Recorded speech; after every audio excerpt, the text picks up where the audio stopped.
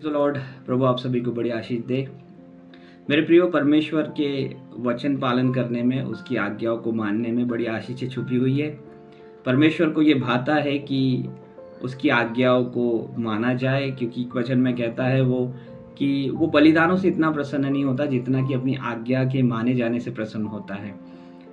एक एग्जाम्पल के रूप में जब हम देखते हैं कि दानियल और शद्रक, मेशक, अबेदनगो जब बेबीलोन में बंदी बनाकर लेके गए, उन्हें लेकर जाया गया, तो वहाँ पर राजा ने आज्ञा निकाली कि कुछ प्रतिष्ठित पुरुषों को लाया जाए जो राजभवन में काम कर सकते हैं, वहाँ रह सकते हैं, और उनको एक ट्रेनिंग दी जाए।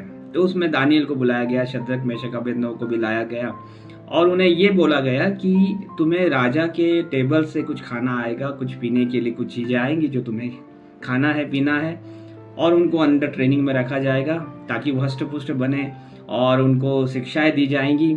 और ऐसे समय में जबकि दानियल और ये लोग व्यवस्था का पालन करते थे, व्यवस्था में कुछ बातें पीना खाना वर्जित थी, तो दानियल ने अपने मन में ठाना कि मैं राजा के, या हम लोग जो है उसके साथियों के साथ में, हम लोग राजा की दी हुई वस्तुओं को खाकर हम अपने आप को अशुद्ध नहीं करेंगे। उन्होंने परमेश्वर के वचन को पहला स्थान दिया, उसकी आज्ञा को पहला स्थान दिया, उसके नियमों को पहला स्थान दिया, और उसने रिक्वेस्ट की खोजों के प्रधान से कि भाई हमें वो खाना ना दिया जाए, लेकिन हमें साग पात दी जाए।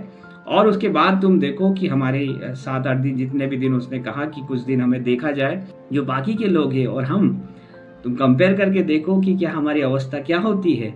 और वो खोजों के प्रधान ने, वो परमेश्वर ने उसके मन में काम किया, और उसने उन्हें वो साग पात दिया कुछ दिन तक।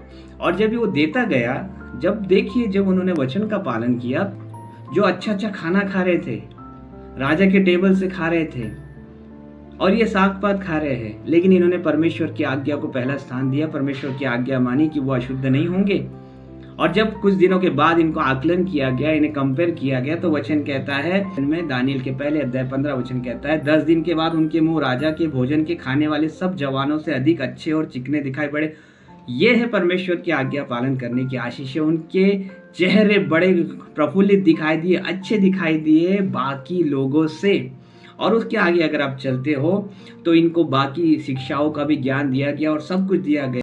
19 वचन से पढ़ता हूँ, राजा उनसे बातचीत करने लगा, और दानियल, हनन्याह, मिशाएल और अजर्याह के तुल्य उनमें से कोई न ठहरा, इसलिए वे राजा के सम्मुख हाजिर रहने लगे।